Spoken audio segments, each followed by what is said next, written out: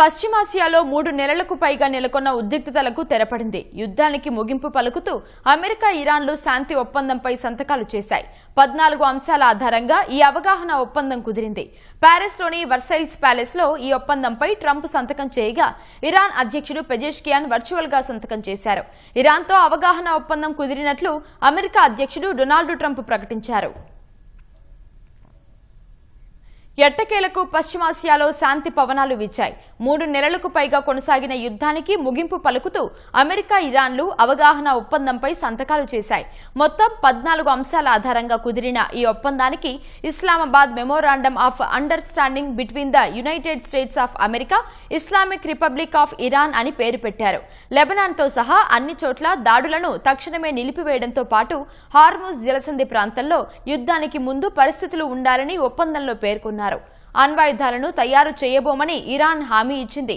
$300 billion Iran పునర్నిర్మాణానికి private fund సమకూర్చేందుకు America హామీ వంటి అంశాలు ఒప్పందంలో ఉన్నాయి. ఫ్రాన్స్ అధ్యక్షుడు ఇమ్మాన్యుయల్ మేక్రాన్ ప్రఖ్యాత వర్సైల్స్ ప్యాలెస్ లో ఇచ్చిన విందు సందర్భంగా అమెరికా అధ్యక్షుడు డొనాల్డ్ ట్రంప్ ఒప్పందంపై సంతకం చేశారు. ఇరాన్ అధ్యక్షుడు పెజెష్కియాన్ వర్చువల్ గా సంతకం చేశారు. ఈ విషయాన్ని ఇరాన్ ప్రభుత్వ వార్తా సంస్థ IRNA ధృవీకరించింది. శతాబ్దాలుగా యుద్ధాలు లేదా భౌగోళిక వివాదాలకు ముగింపు పలికే అనేక చారిత్రక ఒప్పందాలు వర్సైల్స్ వేదికగా జరిగాయి.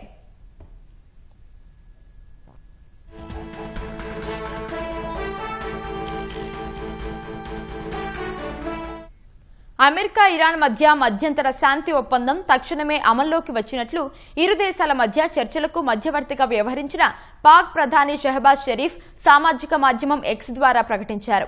మొదటి అడుగుగా హార్ముజ్ జలసంధిని ఇరాన్ పూర్తిగా తెరుస్తుందని తెలిపారు. అందుకు ప్రతిగా ఇరాన్ ఓడరేవుల దిగ్బంధనాన్ని అమెరికా ఎత్తివేస్తుందని పాక్ ప్రధాని వెల్లడించారు.